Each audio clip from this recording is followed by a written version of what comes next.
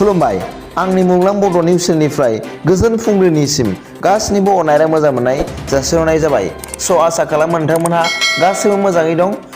स' नोंथांमोननि थाखाय आं गोदान भिडिअ लाना फैलायबाय। अननानै भिडिअखौ स्किप खालामाजासे जोबजासिम नायलांदो। सोरबाफोर आंनि चेनेलाव गोदानै नायसनदोंब्ला अननानै भिडिअखौ लाइक खालाम आरो साबस्क्राइब खालाम आरो बेल आइकनावबो थुनानै हो, जाहाथे आं गोदान निउस आपडेट लानानै फैयोब्ला नोंथांनियाव सिगांग्रो नटिफिकेसन सौहैयो। दानि भिडिअखौ शेयार खालामनोसै। दिनै फुंनि मोननैसो गाहाय रादाबफोरा जाबाय। सेथियाव दं, दाखालि समबार अक्ट'खालि आसामनि मन्थ्रि आफादा जापान इन्टारनेशनेल क'अपारेशन एजेन्सिया हरनाय 3,800 कौटि रांनि प्रजेक्टखौ नाजावना लाबाय होनना दा टाइम्स अफ इन्डिया रादाबाव फोसावदों। मख'जाथावदि बे रांखौ देहा जोथोननि थाखाय बाहायनाय जागोन।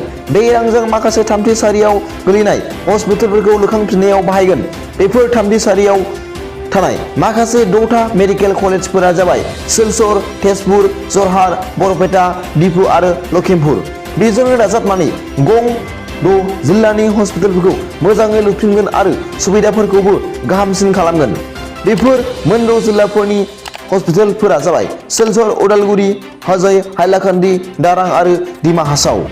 बे रांजोंनो स्वास्थ्य बावान मुंनि एडमिनिस्ट्रेटिभ ट्रेनिं सेन्टारबो लुगोन होनना रादाबाव फोरमायदों।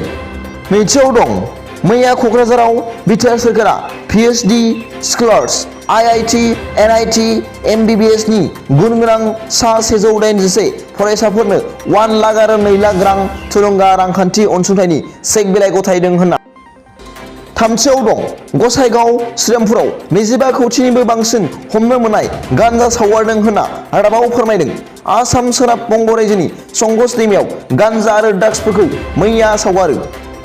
ब्रैथियाव दं, भारतावनो दिहुनजानाय डर्नियर 228 मुंनि उरां जाहाजखौ गिबियै मैया 2 एप्रिल खालि आसामनि डिब्रुगड़ जिल्लानि अरुणाचल प्रदेशनि पासीघाटसिम बिरहोनाय जायो। मख'जाथावदि बे उरां जाहाजखौ हिन्दुस्तान एर'नटिक्स लिमिटेड गुसुङै HAL आ दिहुनदों। रादाबाव फोरमायनाय बादिब्ला बे उरां जाहाजखौ सरासनस्रा सुबुंफोर गाखोनायाव दासिमाव बाहायनाय जायाखै होननानै दा हिन्दु मुंनि रादाब बिलाइयाव फोरमायदों।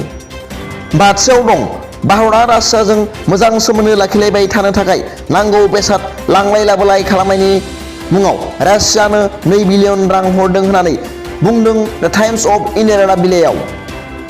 मख'जाथावदि गासै इउर'पनि हादोरफोरा रासियानि फारसे गासै रांखान्थियारि फालांगियाव रां थानाय आयेन फोसावदोंब्लाबो भारत आरो रासिया मोननै हादरजों सोमोन्दो मोजाङै दङ होननानै रादाबाव फोरमायदों। फुंबिलिनि मोननैसो रादाबा दा बेखिनिल'मोन लोगोफोर। गाबोननि फुंबिलिनि रादाबाव नोंथांमोनखौ गोसो गोथारै बरायहरनाय जाबाय। गोजोन्थों।